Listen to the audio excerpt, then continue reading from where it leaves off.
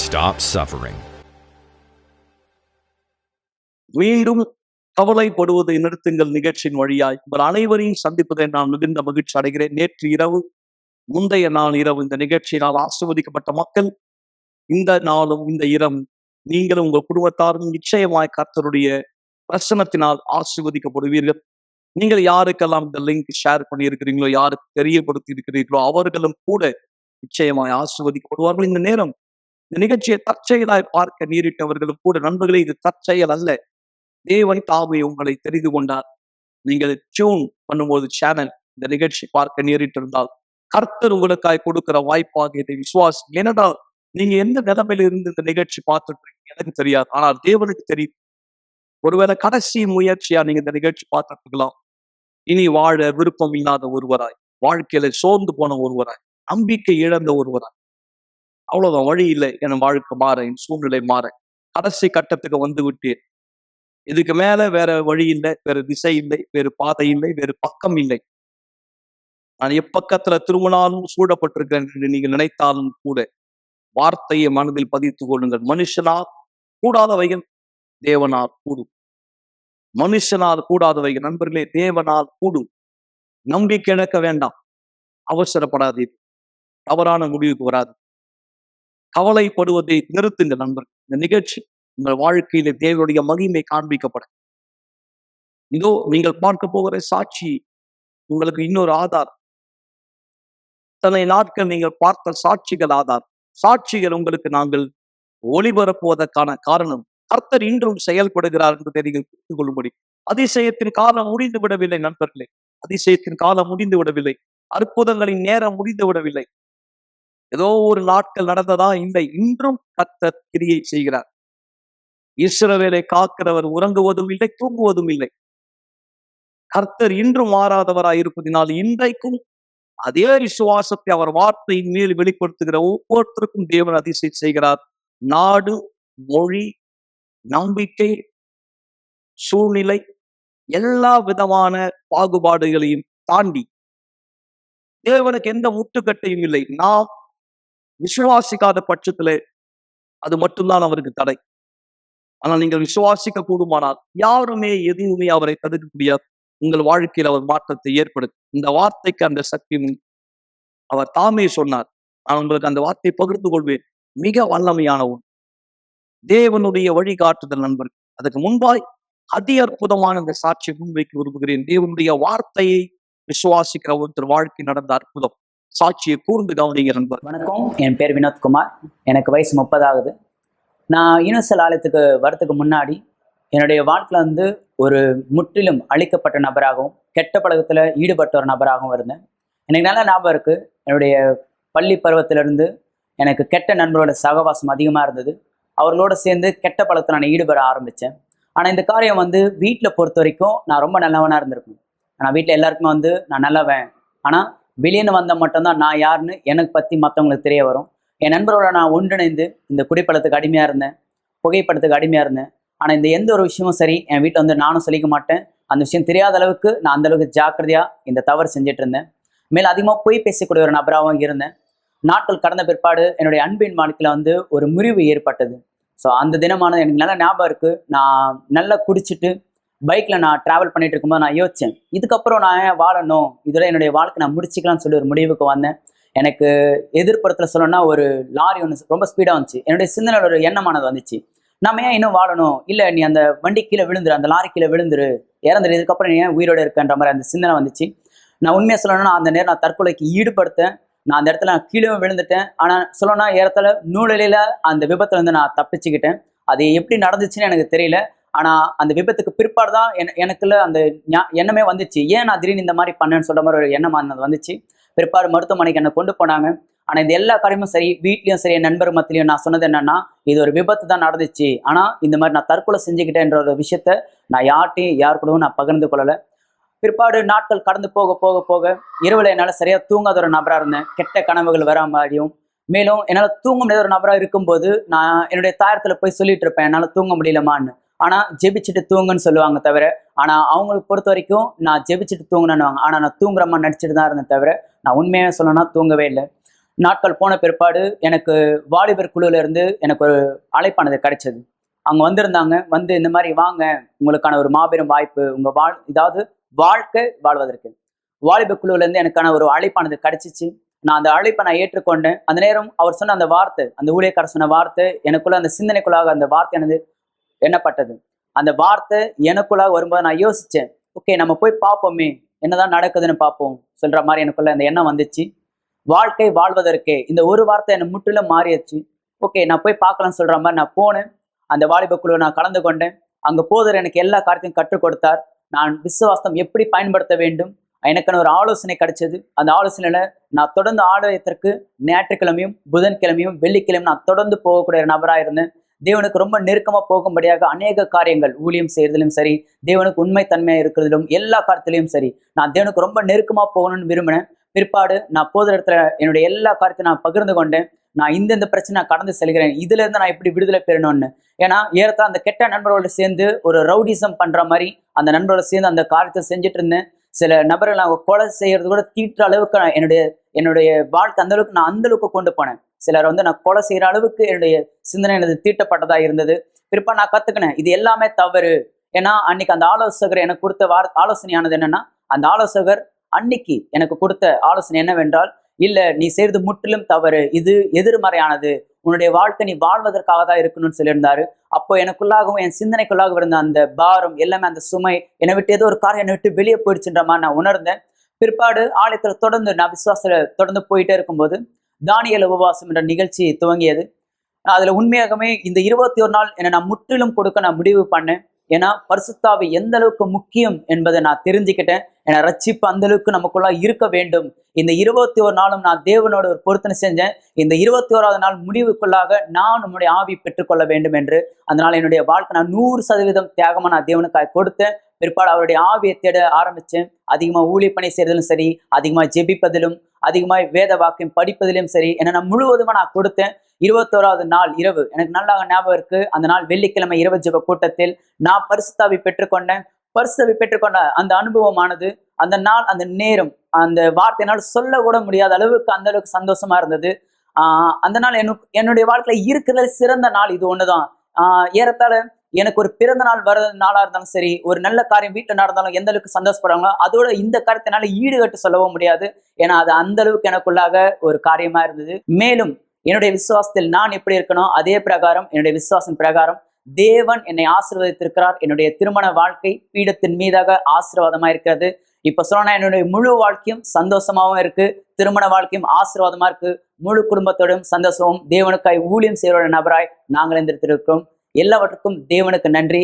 இன்று பரிசுத்தாவில நிரப்பப்பட்ட ஒரு நபராகவும், தேவனுடைய மனுஷனாகவும், தேவனுடைய பிள்ளையாகவும் நான் இருக்கிறேன். மீண்டும் நான் உங்களை நிகழ்ச்சியில வரவேற்கிறேன்.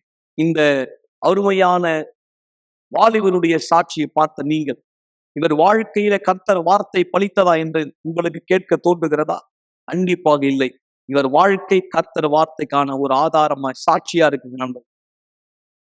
எப்படிப்பட்ட ஒரு பாதையில இருள் அவரை கொண்டு சென்றதான், எப்படி அவருடைய பாதை, வாழ்க்கை பாதை மாறியது. ஆனால் நேற்று நாம் பேசிக் கொண்டிருந்ததை போல கர்த்தர் உடைய வாக்கு தத்தங்களுக்கு ஒரு விதிமுறை வைத்திருக்கிறார். ஒவ்வொரு வாக்கு தத்தத்துக்கும் ஒரு விதிமுறை. வாக்கு தத்தம் உங்கள் வாழ்க்கையிலே கிருபை, தேவனுடைய வார்த்தை. ஆனால் வாக்கு தத்தத்துடைய நிஜமாக்குதல் கிருபை அல்ல. வாக்கு தத்தத்தினுடைய நிஜமாக்குதல் செயல், அதாவது விதிமுறை. விசுவாசத்தினுடைய முயற்சி, விசுவாசத்தினுடைய செயல், அந்த செயல்தான் உங்களை கர்த்தருக்கு முன்பாய் நீதிமானாக்குகிறது.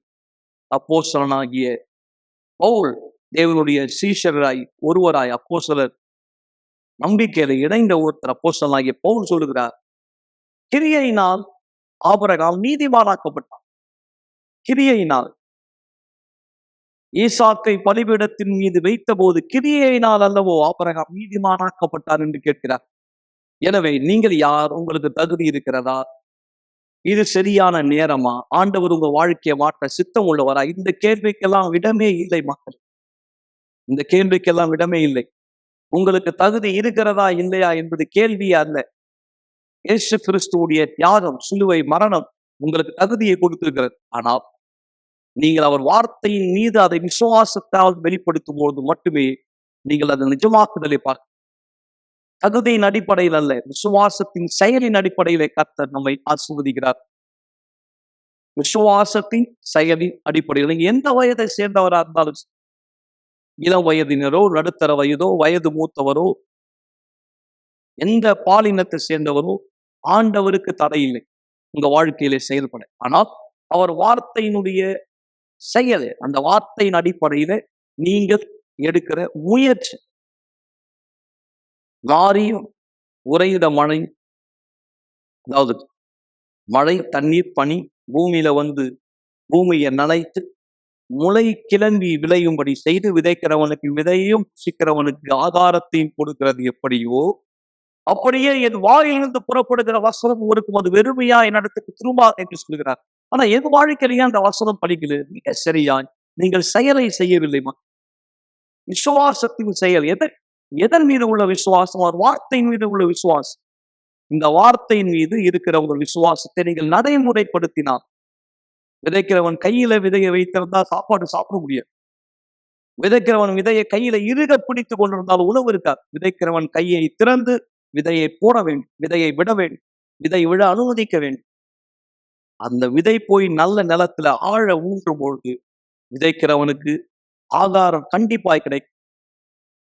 எனவே எனவே வார்த்தை உங்கள் வாழ்க்கையில விதைக்கப்பட அனுமதியுங்கள், செயல்படுத்துங்க. நீங்க விரக்தியான வாழ்க்கை வாழ வேண்டாம், பரிதவிப்பான வாழ்க்கை வாழ வேண்டாம், பயந்து நடுங்குகிற வாழ்க்கை வாழ வேண்டாம், பாதுகாப்பற்ற சூழலை முன்னிட வேண்டாம். பரிசுத்தாவி தாமி தேவனுடைய இந்த நல்ல வார்த்தை உங்கள் வாழ்க்கையிலே பலிக்கும்படி செய்வார். இயேசு கிறிஸ்துவானவர் வார்த்தையா இருந்து தேவன் சொன்ன எல்லாவற்றையுமே ஆவியானவர் அந்த வார்த்தையினால கொண்டு வந்ததை போல, என்னென்னவெல்லாம் சொல்லப்பட்டதோ ஆவி தாமே வார்த்தை எடுத்து செயல்படுத்தியது போல, கேட்கிற அந்த வார்த்தை யார் நீங்கள் எடுத்துக்கொள்வீர்களோ அதே ஆவி இந்த வார்த்தை உங்கள் வாழ்க்கையில் நிஜமாகும்படி செய்வார். மீண்டும் சொல்லுகிறேன், நீங்கள் யாராக இருந்தாலும் சரி, முதல் தடவை அந்த நிகழ்ச்சி பார்க்கிறீங்கன்னா எந்த தகுதியும் தேவையில்லை, விசுவாசிங்க, அந்த வார்த்தையின்படி செய்யுங்க. இந்த அற்புதமான சாட்சி உங்களை புதுப்பிக்கும் என்று நான் விசுவாசிக்கிறேன். நாம் தொடர்ந்த நிகழ்ச்சியில இணைந்திருக்கலாம்.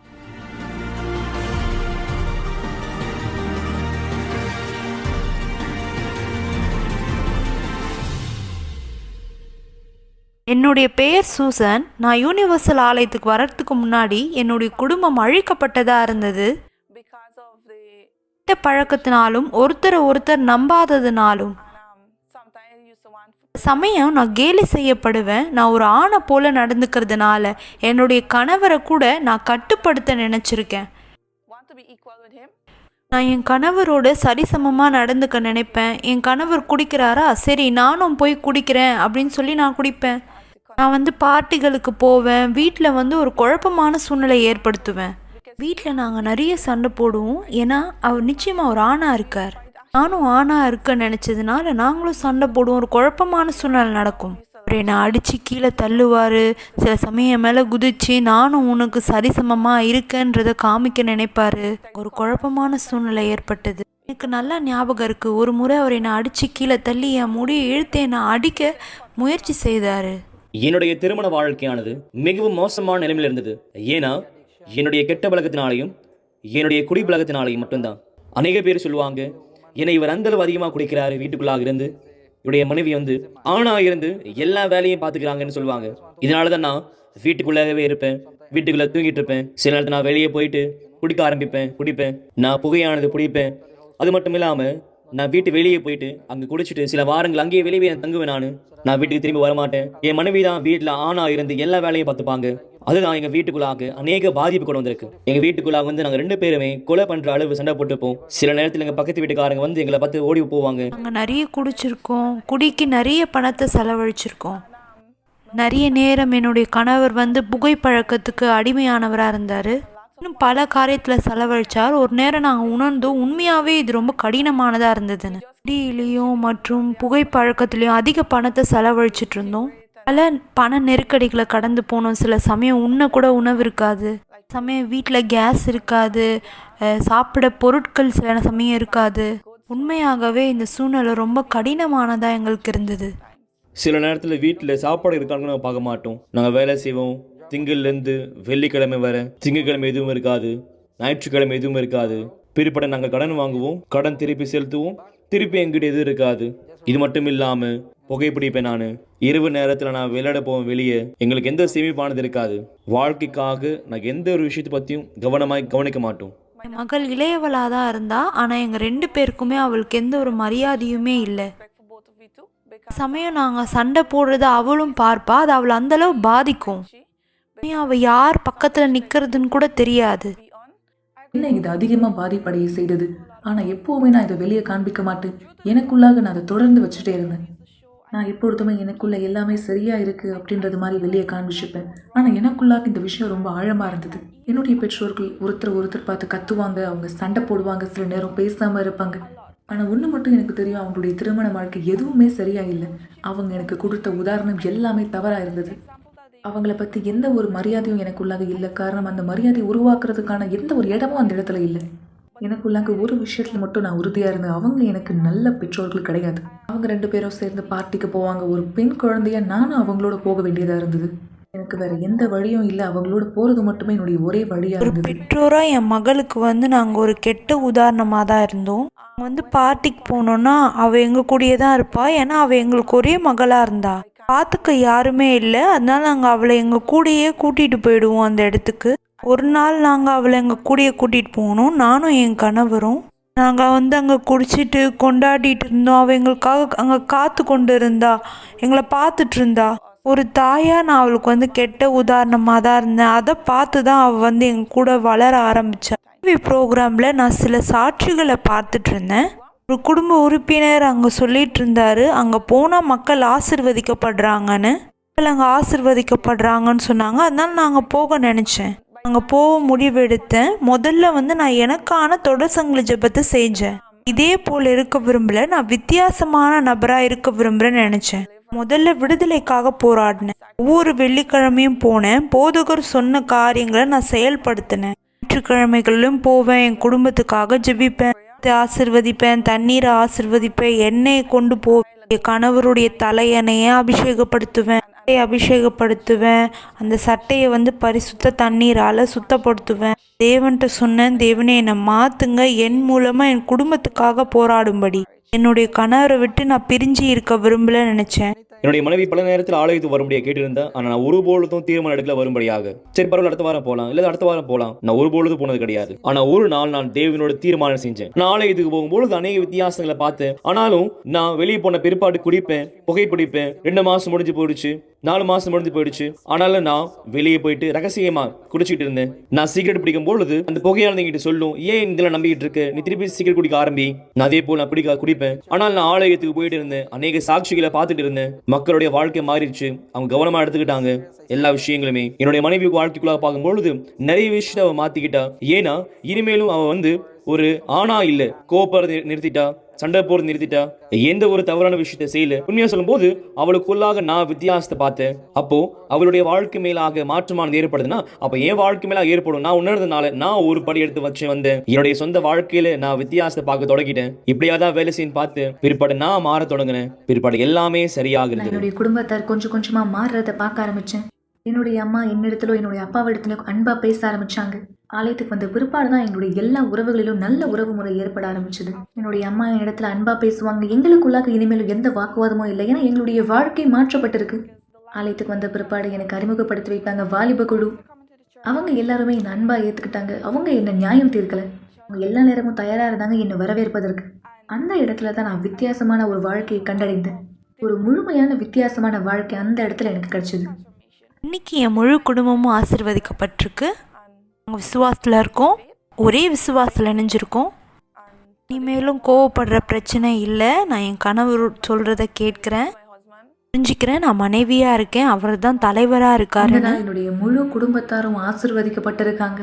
நாங்கள் அனைவரும் ஒன்றா சேர்ந்து தேவனுக்கு ஊழியம் செய்துட்டு இருக்கோம். நான் இந்த இடத்துல வாலிப குழுல ஒன்னா சேர்ந்து வேலை செஞ்சுட்டு இருக்கேன். என்ன போல அல்லது என்னை விட மோசமான பிரச்சனையை கடந்து போற வாலிபர்களுக்கு உதவி செய்யும்படி நான் அந்த இடத்துல அவங்களோட இணைந்திருக்கேன். நான் அவங்களோட சேர்ந்து ஊழியத்துக்கு போவேன். அந்த இடத்துல வாலிபர்களை பார்த்தா அவங்க இடத்துல என்னுடைய சாட்சியை பகிர்ந்து சொல்லுவேன்.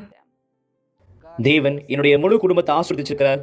இனிமேலும் எங்களுடைய பண வாழ்க்கையில் எந்த ஒரு பிரச்சனையானது இல்லை. ஏன்னா நாங்கள் வியாபாரம் தொடங்கிட்டு இருக்கோம். எங்களுடைய வியாபாரமானது வளர்ந்துட்டு இருக்கு. அதே போல எங்களுக்கு தேவையானது எல்லாவற்றையும் நாங்கள் சந்திச்சுட்டு இருக்கோம். தேவன் எங்களுக்கு எல்லாமே கொடுத்திருக்கார். ஆனா இதை விட எல்லாவற்றுக்கும் மேலானது பரிசுத்த ஆவியானவர். இன்னைக்கு எங்களுக்குள்ளாக பரிசுத்த ஆவியானவர் இருக்கிறார். எங்களுக்கு தேவையானது எல்லாமே எங்களிடத்தில் இருக்கு. ஏன்னா தேவன் கொடுக்கிற எல்லாவற்றுக்கும் மேலான ஒண்ணே பரிசுத்த ஆவியானவர். நானும் என்னுடைய மனைவியும் ஆலயத்துக்குள்ளாக துணைலராக இருக்கிறோம். நாங்க வெளியே போறோம், ஊழியமானது செய்யறோம், ஆத்துமாக்களை ரட்சிக்கிறோம். இன்னைக்கு நாங்க எங்களுடைய சாட்சிகளை சொல்றோம், லைவாவும் நீங்க பாக்குறீங்க.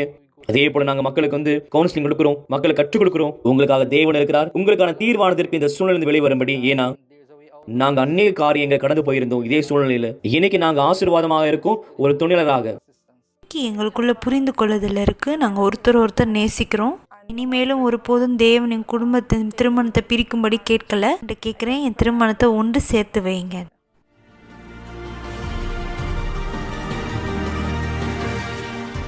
நல்லது நண்பர்களே, நாம் நிகழ்ச்சியினுடைய இறுதிக்கு வந்திருக்கிறோம். 2 சாட்சிகளை கவனித்த நீங்கள் இந்த வார்த்தையினுடைய சக்தியை கண்டிப்பாய் பார்த்திருப்பீர்கள். பரிசுத்த ஆவி இன்றைக்கு வார்த்தை கேட்ட எல்லோர் மீதும் பொழிதரப்பட்டார், குறிப்பாய் விசுவாசித்த எல்லோர் மீது. எனவேதான் நான் உங்களை விசேஷமாய் வரவேற்கிறேன். ஒரு தீர்மானத்தோடு எங்களோடு இணையுங்கள். நாளை குடும்பத்துக்கான சிறப்பு ஜெபம், திருமண வாழ்க்கைக்காய். வெள்ளிக்கிழமை ஆசீர்வதிக்கப்பட்ட அபிஷேகத்தின் ஆடையை தொட போகிறோம். அதை குறித்து நான் வேலைக்கிழமை உங்களோட பேசுவேன். 12 வருஷ கால உதிரப்போக்கு வியாதியால் பாதிக்கப்பட்ட பெண் இயேசுவின் ஆடையின் ஓரத்தை தொட்டு சொஸ்தமானார், விசுவாசித்தார். நீங்கள் அதே போல வந்து ஆசீர்வதிக்கப்பட்ட இந்த வஸ்திரத்தை விசுவாசத்தினால் தொடுவீர்கள். நீங்கள் பாருங்கள், உங்கள் விசுவாசம் உங்களுக்கு என்ன செய்ய போகிறது. இயேசு திரும்பி பார்த்து அந்த பெண்ணை நோக்கி சொன்னார், மகளே, திடர்ந்து கொள், உங்கள் விசுவாசம் உங்களை ரட்சித்தது. அது போல யார் நீங்கள் இந்த வார்த்தை கேட்டு விசுவாசத்தை எடுத்துக்கொண்டு வந்து செயல்படுத்துவீர்களோ அந்த விசுவாசம் உங்களை ரட்சிப்பதை மாத்திரமல்ல, பரலோக ராஜ்யம் நாம் வாழ்க்கையினுடைய இறுதியில மாத்திரமல்ல, இப்போது வாழும் காலத்திலே நீங்கள் தேவனுடைய ஆரோக்கியத்தையும் ஆசீர்வாதத்தையும் கூட விசுவாசம் உங்களுக்கு கொடுக்க முடியும். மக்களே, இந்த நேரம் அருமையான ஒரு சமூக சேவையை நீங்க பார்க்கும்படி விரும்புகிறேன். அதனை தொடர்ந்து நாம் ஜெபத்திலே முன்னோக்கி செல்லலாம்.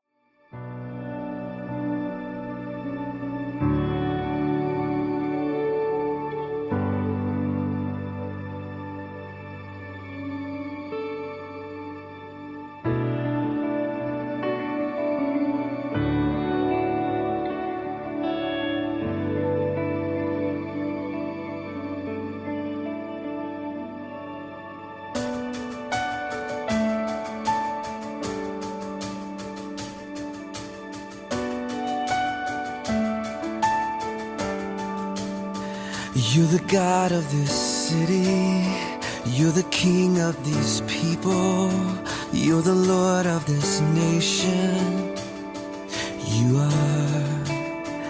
You're the light in this darkness, you're the hope to the hopeless, you're the peace to the restless. You are. There is no one like our God. There is no one like our God. For greater things have yet to come, and greater things are still to be done in this city.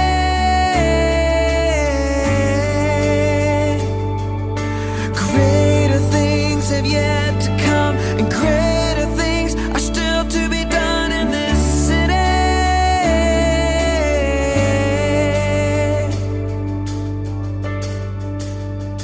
You're the God of this city, you're the King of these people, you're the Lord of this nation.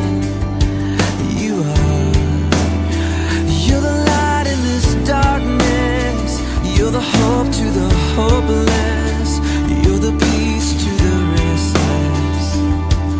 You are. There is no one like our God. There is no one like our God.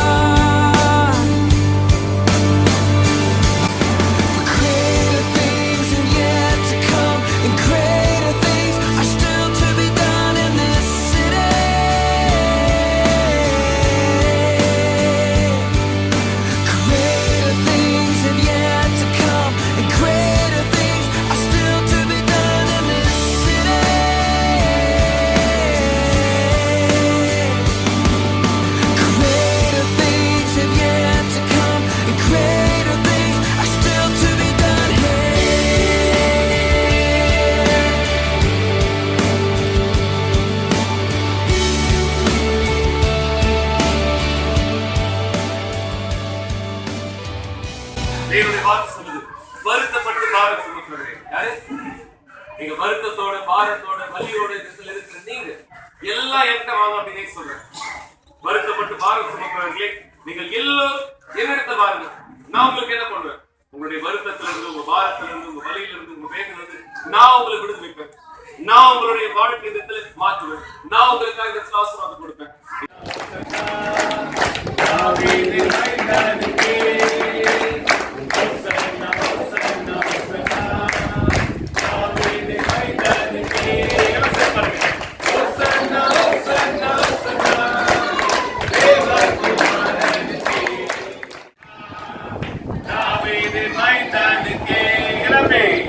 Hosanna, Hosanna, Hosanna, Davidin மைந்தானுக்கே கர்த்தரே. Hosanna, Hosanna, Hosanna, தேவகுமாரனுக்கே. Hosanna, Hosanna, Hosanna, தேவகுமாரனுக்கே.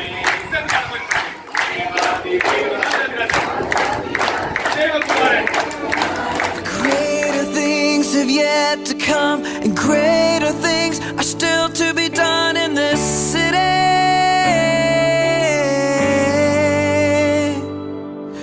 Greater things have yet to come, and greater things are still to be done.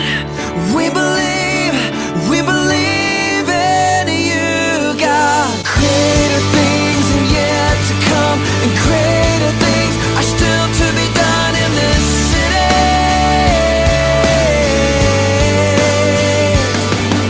For greater things have yet to come, and greater things are still to be done here.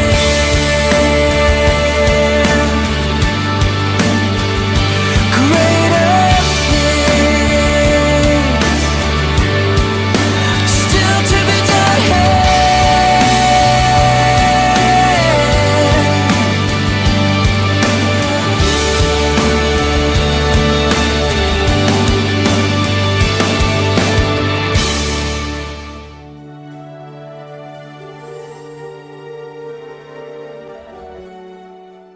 ஜெபம் தேவனுடனான நம்முடைய தொடர்பாகும்.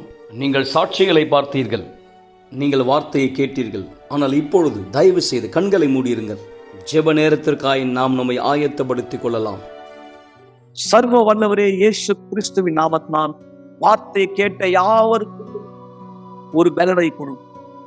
வார்த்தையை ஏற்றுக்கொண்ட யாவருக்குள்ளும் விசுவாசம் தூண்டப்படட்டும். இந்த நிமிஷம், இந்த நேரம் தவறான முடிவுகளிலோ சோர்வான மனநிலையிலோ யார் இருந்திருந்தால் ஆண்டவரே, நான் அந்த பலவீனமான ஆவியை, பலவீனமான அந்த விசுவாசத்தை நீ தட்டி எழுப்பும்படி கேட்கிறேன். முன்னோக்கி நடத்தி செல்ல கேட்ட இந்த வார்த்தையின்படி இவர் செயல்பட்டு வார்த்தையை நிஜமாக்குதலை பார்க்கட்டுமான. எந்த நம்பிக்கையை சேர்ந்தவரோ, எந்த பாலினத்தை சேர்ந்தவரோ, எந்த தகுதியும் உமக்கு தேவையில்லை. வார்த்தையை விசுவாசிக்கிற ஒரே தகுதி தான். அதை செய்தவர்கள் ஒவ்வொருத்தரையும் நான் ஆசீர்வதிக்கிறேன். இந்த தண்ணீரின் மூலமும் உடைய ஜீவனை அவர்கள் மீது அறிக்கை செய்கிறேன்.